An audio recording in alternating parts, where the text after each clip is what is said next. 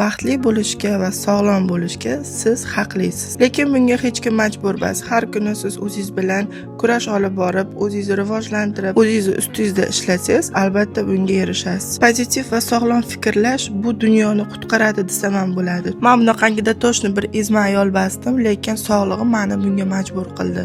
O'shanga men hozir juda ham jiddiy qarab, ertalabdan men shu harnub siropini o'zimni sog'lom turmush tarzimga kiritdim. Sababi bu tabiiy sirop hisoblanib, bu ming dardga davo desa ham bo'ladi.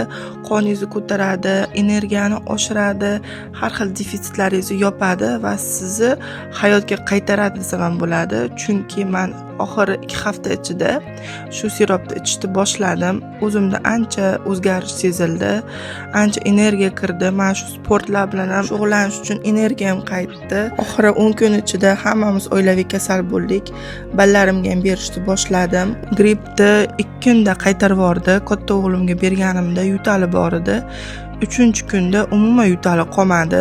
Odamning defitsitlari ko'paygan sari hayotga ham qiziqish kamayadi, apatiya boshlanadi, stresslar ko'payib ketadi.